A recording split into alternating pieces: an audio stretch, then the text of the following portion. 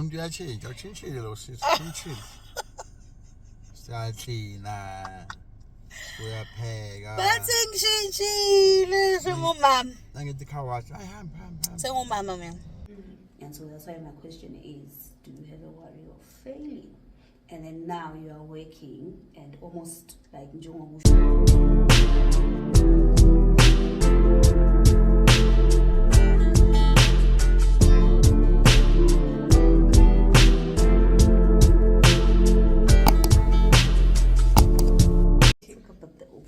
So I'll speak about the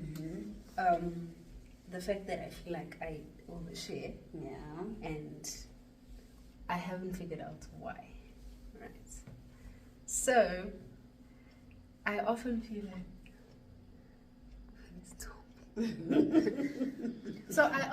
like I put so much out there, like in terms of people who have me on WhatsApp. Probably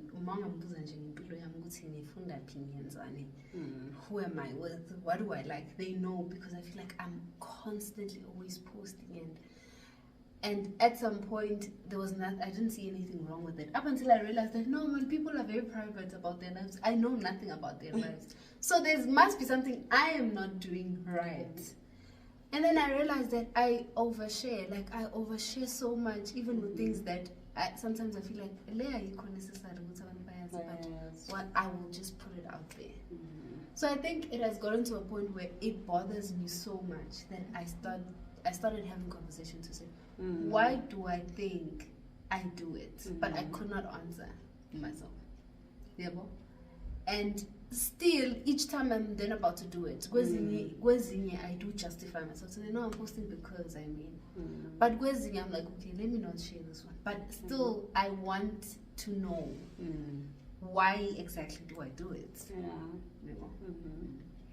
So, you are oversharing. At what point did you feel like, no, mind you, this is oversharing? I think recently, because for example, I'd go to a restaurant and I'd post, I'd be in a car and I'd post, and I'd ask myself, why am I doing it? Why am I posting that I'm in a restaurant and eating? Why am I doing it? Why do people do it? But besides people, why am I doing it? Then I did not get an answer. But what I'm trying to find out is between, let's say, high school, tertiary, and now you are working. At which point did you feel like, okay, I'm oversharing? Was it at a point where most high school you didn't share much, at tertiary you didn't share much, and now you're working and you're sharing? Yes, also it's that. High school, I don't think I was an oversharer. Tertiary, I wasn't, because also at tertiary is the fear of so I wasn't putting out there, what is it that I'm studying? A few people knew, what is it that I'm studying, what is it that I'm doing? Only maybe fourth year where I feel like, okay, now so I was certain to say, it won't hurt posting this and that. But the whole 4 years of my degree, I wasn't much of an oversharer. Then when I started working, also because I had stayed months not working, I wasn't doing it. Up until I felt settled after my second job, I'm like, it doesn't hurt. And then I started the oversharing again. So I don't know what it is exactly. Is it because, I don't know. Are you scared of failing? Yeah, I could say, So it's that. No, we haven't gotten to the whys yet. Yeah, I think we are still trying to explore the many factors that come with me doing how you now feel like you are oversharing. So now we realize, Wuti, because of tertiary and you are worried about what if I don't make it, so I can't overshare because then I worry if I fail. And so that's why my question is, do you have a worry of failing? And then now you are working and almost like Njongobusho, at first you were not working, so you did not overshare, but now you're working and now you are oversharing. So one, there's a part of you that's scared of failing. So at the back of your mind, whatever you're doing, you're conscious of, if I fail, what will people say? How will people view me? So it's almost like, let me hide bits and pieces of myself so that there isn't much backlash you know, if in nothing, case. in case nothing else happens. And so now you're not working and you're not sharing, but now you're working and you're oversharing. So there's also a part of you that wants to be validated as to, now I've got this, now I can go to the restaurant, now I can pay for myself, now I can get this, now I can order this, now I can do online this. You know? So now it's fear, and it's almost like the validation. You know? So now we almost need to go back to when you were young, were you validated enough as a child? I don't think I was validated at all. But also, I don't really know in what sense. Because one, academically, I would say, because of my sister who is an overachiever and would always be the top learner, and I wasn't. And for the longest time, I think in my academic years, primary, it in a way put a strain on me. I wasn't trying too hard to get there because I knew that I'm okay where I am. I think I was fine with being moderate, but the constant praises and validation on her side, in absence of me trying, and the acknowledgement of them saying, we can see that you're trying and we know that you guys are not going to be in the same level and it's okay. So I think now that we are talking about it, when it was happening, I don't think I was aware that it's affecting me. But now that we are talking about it, I realize I wasn't really validated for that. And I think as a child, that's the only thing. And maybe that's when I then needed validation. And after then, that the primary school, then I went to high school. And then at high school, because I think also we're not in the same school. Yes. Then I was in my school. I was that top achiever, and I was that person who did exceptionally well. And in each and every meeting, my teachers would make sure that they let my father know that she's great, she's this, she's that. But I do think generally, even with my sister, my parents always wanted more, even with what she gave. So my parents are always wanted just more. They would never be at a point where they're like, okay, we are really proud of you and what you've done and whatever. So I think that have made put a strain. And then when I got to varsity, and then I realized secondly that I don't really like what I'm studying. I'm frustrated. I want to drop out. I don't want this. But there wasn't an option. So I think that also put a strain, because then I started failing modules. I started doing this, and there wasn't balance, because with other modules I'm there and with others I'm just fine. And now there's that fear to them that she will not make it, because you can see that she's distressed, she's struggling. So at the point where I then make it, it's like, I've done this one thing. So I do feel like the me not being validated then comes from that, to say I don't think they validated me, and so maybe that's why I didn't do it, to in a way fix. Also to maybe try and flip the points. Or to them. I actually can do it.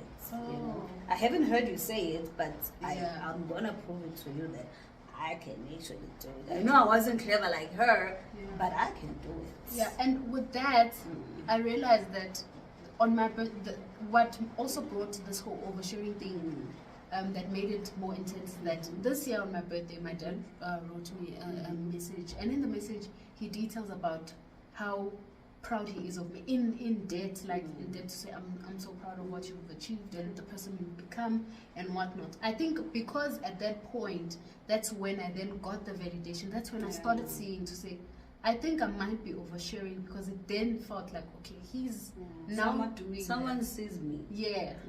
So I think that's when I then realized that this year, to say, oh, he's finally saying it, you know. And that was maybe not the first time, but the first time of him saying it in detail. In detail.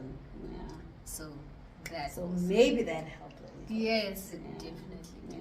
So I think for people out there struggling with oversharing, I think almost everyone wants to be seen. Almost everyone wants to be validated. Not to everyone. And that's why when your dad said it, it was almost like a light inside of you that made you realize what this is what I've been looking for. I might not have said it in words, but this is what I've been looking for. I've been looking for someone to say, I see you. I see you trying. I see you, you know. So with everyone, which each of us, we do need that someone who sees us, or someone who is going to verbalize it. I see you trying, and I know you're trying. So it's really not a bad thing to overshare, but you need to find out why you are doing it. Yeah, but because once you find the why, it becomes easier. Even when you're oversharing, the guilt is no longer there. It's because you just want to do it. Yeah, but and it doesn't feel like right or you know, after a while, after you share, like, what's going to happen? Who's going to say what? And all of that. Also, then you need to then deal with the parts you saba or failure. Because for me, I feel like failure is part of life. Also, failure will then draw our attention to things that we need to fix or we need to just pay more attention to. So it's not really a bad thing to fail. But if they are saba, we almost work extra hard, and sometimes it's detriment to us. Yeah, but because we are really trying so hard that we are not paying attention to the little voices that say, okay, look at that, let's fix that, let's work on that. Yeah, because every day of our life is a journey. You know, there's never a time where you get a place where I figured it out. Now I'm still learning. You understand? So with each part of our lives, we then need to chart a way forward. It's okay. Now I am. You fail. Or when you control, you know, when you just want to be in control of everything. And control plays itself in trust. It's that you can't trust other people. That's how we verbalize it. Like, I can't trust you. But the main thing is that you just want to be in control. It's not even that you don't trust me, but it's just you want to be in control of everything. And the ganja, because we are all together here. And so if you want to control everything, it's not gonna work. It's not gonna work. I don't know where the fear of failure comes from, because I think throughout my academic life, I've never even failed a term, even in high school. And then when I got to varsity, that's when the failing then started, and it was horrible because I mean I've never experienced even failing. I don't know.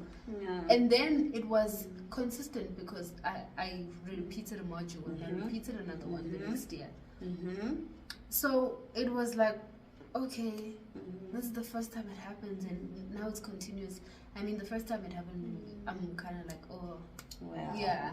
Then it happens the second time, like, oh, again. So I don't know why I really fear it. I don't know where they come from. But I think I see it even now that I'm studying with how that thing we once spoke about procrastinating. Yes. How I procrastinate doing my assignments. And then when I finally get it done and I got my results, I got a 90. Imagine. Okay. So why wasn't I doing it? So I think it's that thing you once told me, that I procrastinate because I fear that I'm good at this and I'm gonna do it well. So I think it's also that. To all the procrastinators, I think It's people a take place. they Check take that it lightly. procrastination. Yeah. They take it lightly to say no, we just procrastinate, and it's not. It's not, guys. Check it out. It's not. You are sabotaging yourself, and there's a little place in you that needs to check that out. I'm fully sponsored. Yo, guys. I wanted to talk about abandonment. You know why, nah? I think I read about it kancane. And I felt like I think somewhat I do have abandonment issues, nah? And I think they show up in my romantic relationships. But I don't know how exactly. But I have this thing, Yogutim. mangizwana nomuntu ngimthanda, it's like I always want to spend time with them. Okay. So at the point where maybe I have to be with my friends, as long as we're then gonna meet maybe later. Okay. But at the point where they have commitments, it's almost as if I feel like Pangisa. Or like I cannot take me with Okay. It's almost as if I know it's important and it's healthy that we both have individual lives outside of our relationship. But I think I realize I feel some type of way. So maybe I actually have abandonment issues. What do you think? Yo, guys. So what are you gonna do about it? Okay, let's talk about that before we go back. What are you gonna do about it? I think more than anything, it's because I'm constantly intentional about working on myself. So I want to find it out. I want to understand it and understand where it stems from. Then from there, I'm able to work through that abandonment wound and heal and be okay. Okay. All right. Yeah. Okay. So at what age did your mom pass away? 10. 10. What kind of relationship did you have with her, if you remember? It was very, I think she was a very quiet person, and I think I was very bold. So it's almost as if the little parts I remember was me being mothered, me being a child, me being affectionate, her being there to me. And then the other part is, it was always me being there, even in that young age, and her just looking at me like, okay, well. But those are the memories I have of. It's the kind of relationship we had was a relationship of me being a baby, not being, and being a kumncane, but I was able to become a baby with her. Yeah, everywhere she was, I was there next to her. So even I won because she knew that I wanted to be by her side. And then if maybe we are then disagreeing or anything, I think I'd be a little bit too harsh on her. And she was just like, okay. She'd let me be. So I think, that's the kind of relationship we had. Do you feel like you wish she was bold? No, but I feel like I might have been a bit harsh in a way. A part of me feels like I don't think that's a way I should have sometimes spoken to her. But also I think I've seen it with my aunts and how they would speak to my grandmother. So it was more like a norm to say, it's not really disrespect, but you're like, low-key. Yeah, but I feel like it's telling me so I'm so in, but it's just things that I shouldn't have. So I don't feel like she should have been bold, but I do feel like I should have maybe toned it down. Yes. Okay. Right. And then between you and your dad, how has the relationship been? How was the relationship growing up? I think growing up, it was my dad has always just been my hero. I think that's how I viewed him. I don't think we had an emotional relationship up until I was a bit older. So I think our relationship was I got everything I wanted. At any point, if I wanted the shoe, he would say, okay, get better grades, then you'll get the shoe. If I wanted this, get that. But I have never felt like there was anything he could not give me. So I've always viewed him as this provider, as this person who always comes through for me. No matter how I sometimes think, okay, this is expensive, he probably won't say yes, but eventually he gives in. So that has always been what love has looked like, and him being actively in my life, like actively active. And as I grew up, because I realized that I'm a very emotional and sensitive person, I started then calling him out to say, I don't like you speaking to me like this, I don't like you doing this, I don't like you doing that. And I think he had to then step back. But him then being able to adjust and fix those things, then the emotional relationship started, because we could then have conversations Conversation. about how I Yeah. feel, about how he feels, Yeah. about how I feel about my mom, and stuff like that. Okay. So I think my relationship with my dad is like that. We are very similar also because we could be in the same house. We won't say a word to each other. It's right. It's not so when we need to. But in Ginger, we are just quiet in the house. Yeah. Or And yeah. but even when we are sitting together, we are just quiet. So that's the kind of relationship we have. Yeah. Okay.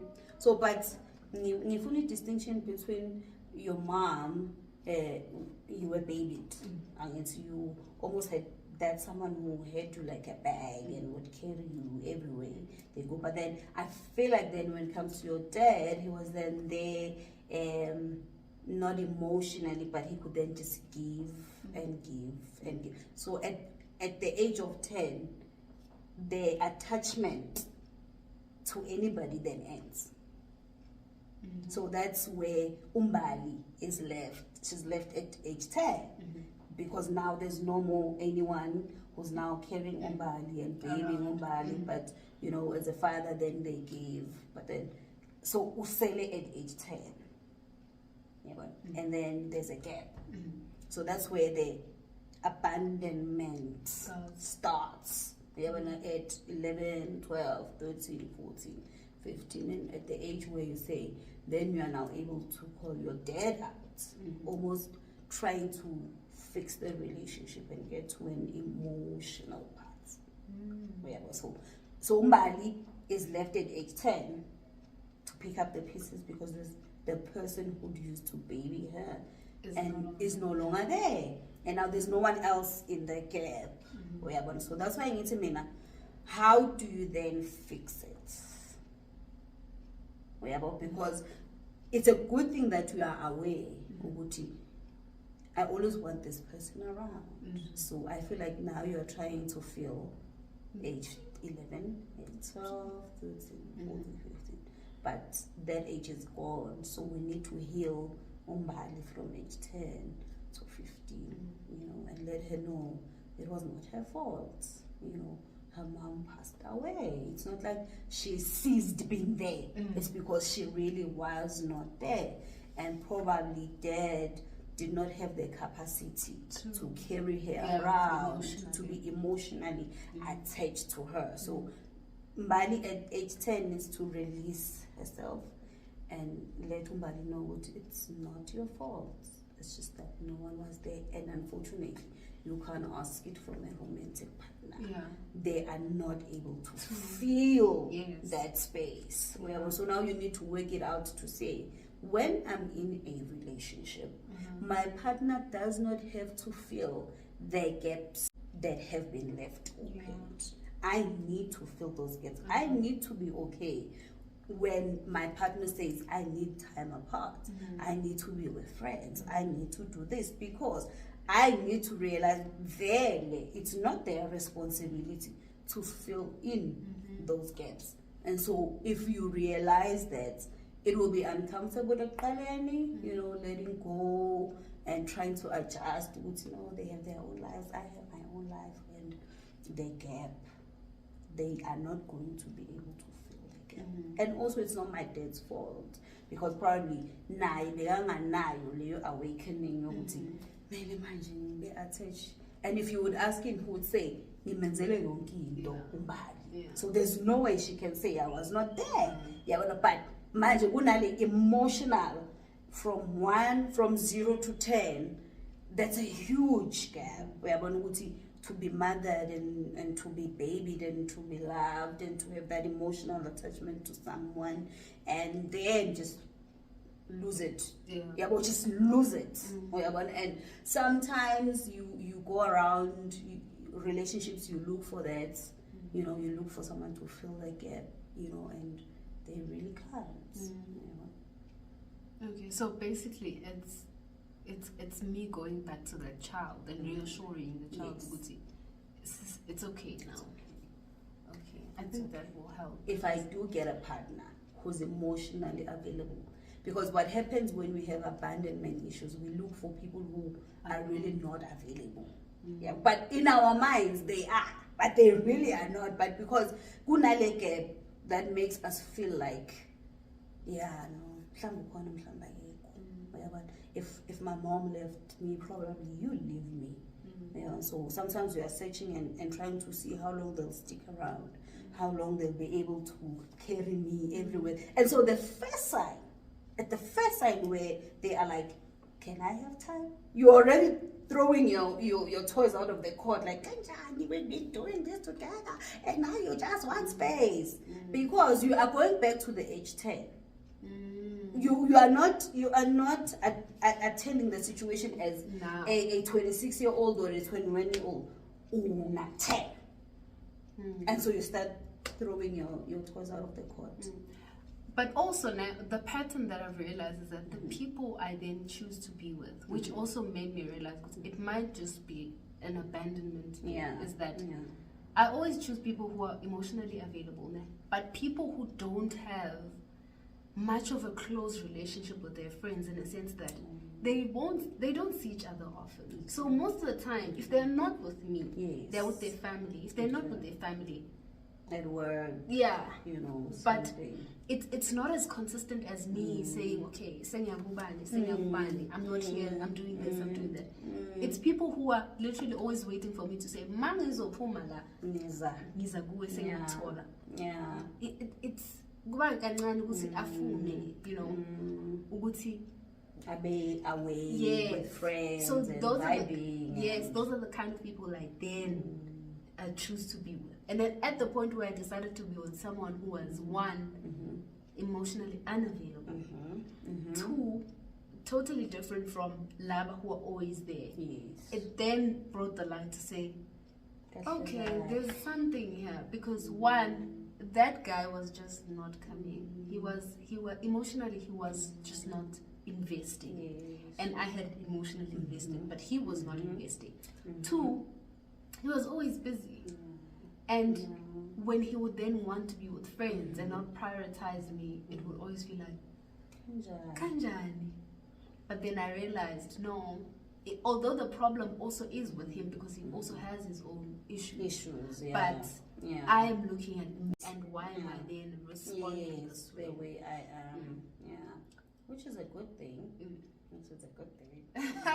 I mean, it's always easier to blame the other person, but at a point where you are taking accountability, that's a huge thing, because it will help the next relationship. It might not have helped this one, but it will help the next relationship. You understand? Because most of the time we are always just eager to blame the other person. But it's a huge thing to be able to look on the inside and be like, girl, what's wrong with you? Why you be acting like that? If there's anything I've learned through therapy, is we are not here to blame the other person or talk about the other person. Definitely. So even when I come like, yo, you know what, this is what happened. No, we're not talking about that. So when I wenzeni. Yeah. Because wow.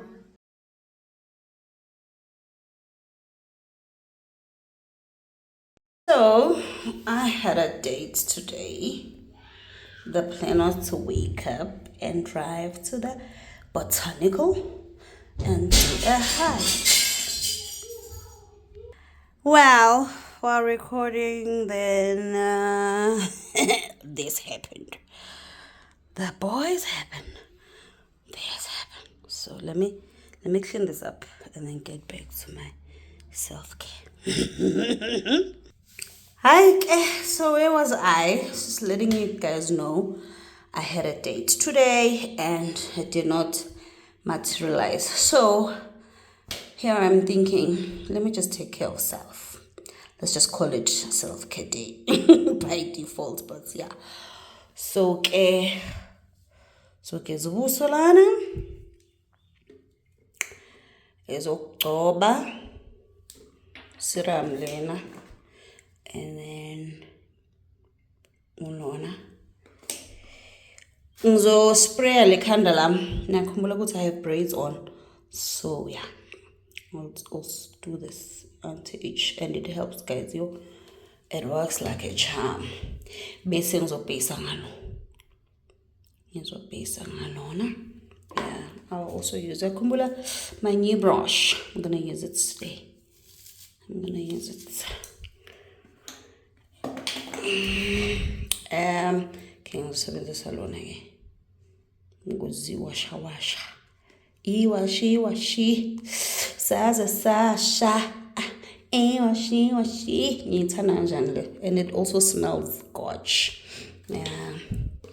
So clean nezindlebe, yabo? Because I mean we've got the whole day, so clean nezindlebe.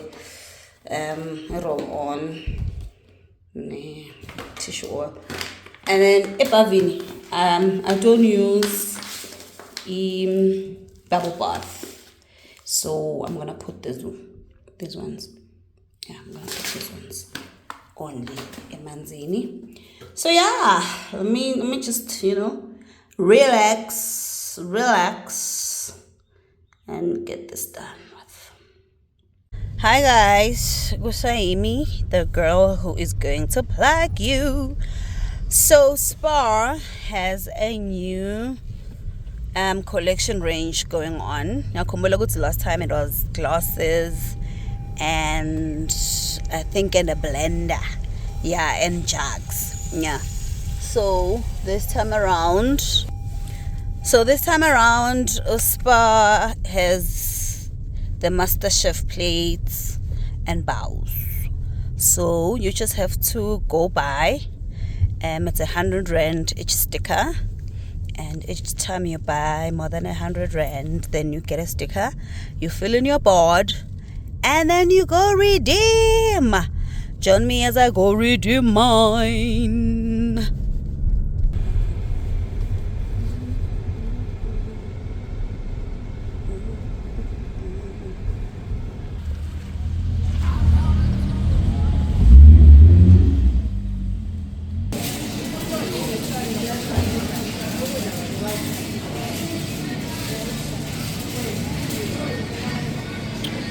So decided on taking the black plates. So take that's 159. There it is.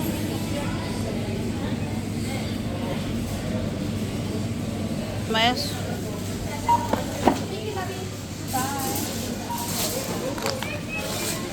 unganginaki ngisemsebenzini, so uma wenza leya nto ngizobheka lapha emshinini wakho.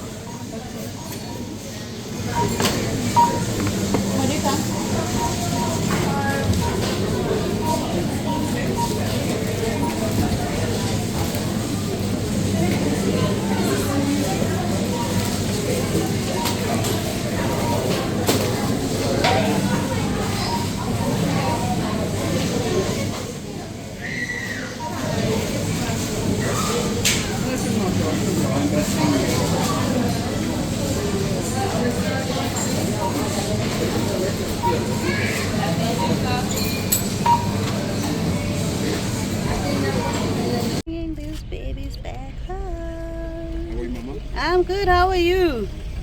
Awesome.